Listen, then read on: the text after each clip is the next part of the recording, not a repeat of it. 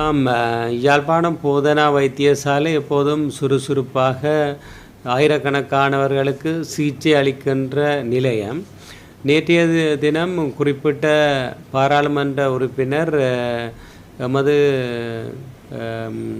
Security cards அவர்களோடு வாக்குவாதத்தில் ஈடுபட்டு பணிப்பாளரை சந்திக்க வேண்டும் என்ற நோக்கிலே இங்கே அவர்களுடைய தடையை மீறி வந்தார்.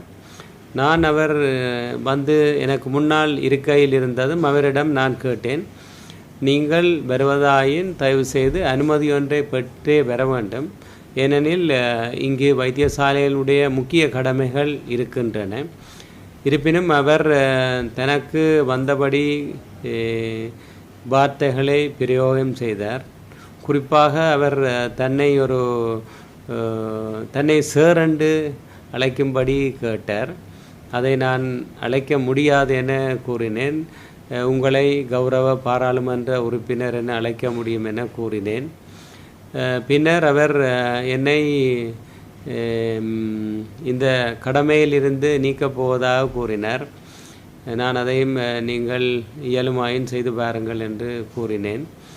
பின்னர் என்னை பாராளுமன்றம் அழைத்து பாராளுமன்றத்தையும் காட்டி அங்கே கேள்வி கேட்கப் போவதாகவும் கூறினார். பின்னர் என்னை வெளிநாட்டுக்கு தப்பி ஓடும்படி கூறினார். இவை அனைத்தும் எனக்கு எந்த விதமான பாதிப்பையும் ஏற்படுத்தவில்லை. இருப்பினும் என்னுடைய கடமை நேரத்தில் ஒரு இடையூறாக இவற்றை செய்ததை நான் போலீஸில் முறையிட்டிருக்கின்றேன். அவர் ஒரு தனிநபராக அல்லாது அவர் கௌரவ பாராளுமன்ற உறுப்பினராக வந்ததன் காரணமாக இந்த வைத்தியசாலை காவலாளிகள், போலீஸ் உத்தியோகத்தர்கள், ஏனையவர்கள் அவரை கௌரவமான முறையில் நடாத்தி அவரை அனுப்பி வைத்தார்கள். இருப்பினும் இது காவலாளிகள் மற்றும் போலீஸ் உத்தியோகத்தர்கள் ஏனைய உத்தியோகத்தரிடையே ஒரு குழப்பத்தை ஏற்படுத்தி இருக்கின்றது.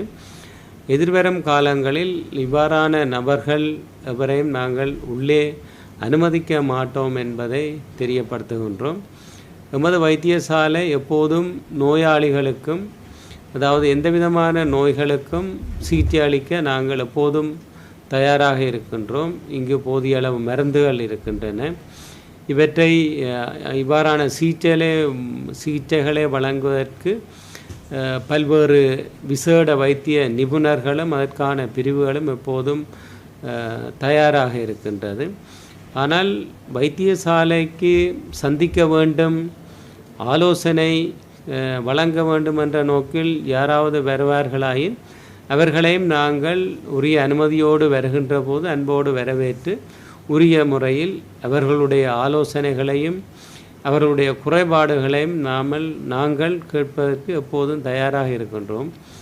மாறாக இந்த வைத்தியசாலையில் குழப்பம் ஒன்றை ஏற்படுத்தும் நோக்கில் அவர்கள் யாரும் முயற்சித்தால் அதற்கு இது ஒரு இடமல்ல. ஏனெனில் இங்கு விடுதிகளில் சுமார் 1500 பேர் மற்றும் வெளிநோயாளர் பிரிவு, கிளினிக் பகுதி போன்றவற்றிலும் பல்லாயிரக்கணக்கானவர்கள் சிகிச்சை பெறுகின்றார்கள். ஆகவே அவற்றில் ஒரு குழப்பம் ஒன்றை ஏற்படுத்தக்கூடாது. அதன் காரணமாக இனிமேல் இவ்வாறானவர்கள் வர முயற்சித்தால் நாம் அவர்கள் நுழைவாயிலிலே காவலாளிகளால் அவர்கள் போலீஸாரிடம் ஒப்படைக்கும்படி கூறியிருக்கின்றோம். நான் நினைக்கின்றேன் இவ்வாறானவர்கள் நமது வைத்தியசாலையில் இனிமேல் வர முயற்சிக்க மாட்டார்கள் என்று. இது ஒரு முக்கிய செய்தியாக இருக்க வேண்டும். ஏனெனில் வடக்கிலே இருக்கின்ற ஒரு முக்கியமான நிலையம் இது 24 மணி நேரமும் இயங்க வேண்டும். இதனுடைய இயக்கத்தை தனிநபர்கள் தடை செய்வதை நாங்கள் முற்றாக இந்த வைத்தியசாலை சமூகம், நாங்கள் இங்கே 2200 பேர் கடமையில் இருக்கின்றோம். எங்களுடைய ஒவ்வொருவரது கடமை முக்கியம். ஆகவே இதை தயவு செய்து கருத்தில் எடுக்குமாறு தயவுடன் கேட்டுக்கொள்கின்றோம்.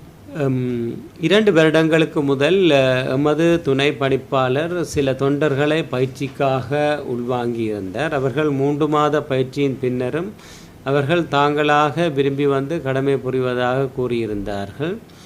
அவர்கள் இப்போது திடீரென புதிய அரசாங்கம் வந்ததும் தங்களுக்கு வேலை கட்டாயம் தர வேண்டும் என அவர்கள் கொழும்புக்கும் சென்று வந்திருந்தார்கள். அவர்களுக்கு நாங்கள் அவர்களுக்கு தொண்டர்களாக, அதாவது குறிப்பிட்ட பயிற்சியை வழங்கியிருப்பது பற்றி நாங்கள் கடிதத்தை வழங்கியிருந்தோம். இருப்பினும் அவர்களுடைய நிலை பற்றி சுகாதார அமைச்சின் விளக்கத்தையும் நாங்கள் அனுப்பியிருந்தோம். ஆகவே சுகாதார அமைச்சின் கட்டமைப்பு இருக்கின்ற சுகாதார அமைச்சின் செயலாளர், சுகாதார சேவை பணிப்பாளர் நாயகம் மற்றும் அதிகாரிகளுக்கு நாங்கள் இது பற்றி நாங்கள் அறிவித்திருக்கின்றோம்.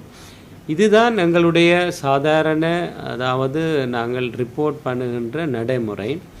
சாதாரணமாக ஒரு கௌரவ பாராளுமன்ற உறுப்பினர் அல்லது யாராவது இந்த கட்டமைப்புக்கு வெளியே இருந்து அவர்கள் எங்களை கேட்கின்ற போது நாங்கள் தகவல்களை வழங்க முடியும். ஆனால் அவர்கள் அச்சுறுத்தல் செய்யும் வகையில், குழப்பம் ஏற்படுகின்ற வகையில் அல்லது ஏதாவது அடாவடித்தனம் செய்கின்ற வகையில் ஈடுபடுவதற்கு நாம் ஒருபோதும் இடமளிக்க மாட்டோம். இது பொதுமக்களுடைய வைத்திய சேவை நிலையம். ஆகவே அதை நாங்கள் மீண்டும் வலியுறுத்த விரும்புகின்றோம். அண்மைய நாட்களில் 5 இறப்புகள் பதியப்பட்டுள்ளன. அவற்றில் குறிப்பாக இள வயதினரும் அடங்குவார்கள். 20 வயது, 28 வயது, 33 வயது, 42 வயது மற்றும் 65 வயது நபர்கள். 5 பேர், அதில் ஒருவர் நேரடியாக போதனா வைத்தியசாலைக்கு அனுமதிக்கப்பட்டவர். மிகுதி 4 பேரும் பருத்தித்துறையிலிருந்து 3 பேரும், முல்லைத்தீவு வைத்தியசாலையிலிருந்து ஒருவருமாக 5 பேரும் அனுமதிக்கப்பட்டிருக்கின்றார்கள். அவர்களுக்கு காய்ச்சல், சுவாச கோளாறு காரணமாக இங்கே அனுமதிக்கப்பட்ட போது 2-3 நாட்கள் சிகிச்சை அளிக்கப்பட்டது. சிகிச்சை பலனின்றி அவர்கள் உயிரிழந்திருக்கின்றார்கள். அவர்களுடைய மருத்துவ அறிக்கையில், அதாவது சட்ட வைத்திய அதிகாரியின் போஸ்ட்மார்ட்டம் அறிக்கையின்படி கடுமையாக சுவாச பைகள் பாதிக்கப்பட்டிருப்பதை அறிய தந்திருக்கின்றார். மேலதிக பரிசோதனைக்காக இரத்த மாதிரிகளும் ஏனைய மாதிரிகளும் கொழும்புக்கு அனுப்பி வைக்கப்பட்டிருக்கின்றது. இது பெரும்பாலும் லெப்டோஸ்பைரோசிஸ் அல்லது எலிக்காய்ச்சல் எனப்படுகின்ற வருத்தமாக இருக்கலாம். சில சமயங்களில் உன்னிக்காய்ச்சல் அல்லது தைஃபஸ் ஃபீவர் ஆக இருக்கலாம், அல்லது சில சமயங்களில் சில வைரஸ் வியாதிகளாக இருக்கலாம் என நம்பப்படுகின்றது. இந்த பரிசோதனை முடிவுகள் வந்த பின்னர் இந்த தொற்று எதால் வந்தது என கூற முடியும். இருப்பினும் பொதுமக்கள் அண்மையில் ஏற்பட்ட வெள்ளத்தின் பின்னர் இவ்வாறான தொற்றுக்கள் ஏற்படும் அபாயம் அதிகமாக காணப்படுவதனால் பொதுமக்கள் அவதானமாக இருக்க வேண்டும். அவர்கள் சுத்தமான குடிநீர், குறிப்பாக வெள்ள நீர் தேங்கியிருந்தால் அந்த பகுதிக்கு சென்று வருவதை தவிர்த்து கொள்ள வேண்டும். காய்ச்சல் 48 மணி நேரத்துக்கு மேலாக நீடிக்கின்ற காய்ச்சல், இருமல் இருப்பின் தகுதி வாய்ந்த ஒரு வைத்தியரிடம் சென்று சிகிச்சையை பெற்றுக்கொள்ள வேண்டும். மேலதிக சிகிச்சை தேவைப்படின் அவர்கள் யாழ் போதனா வைத்தியசாலையில் பெற்றுக்கொள்ள முடியும்.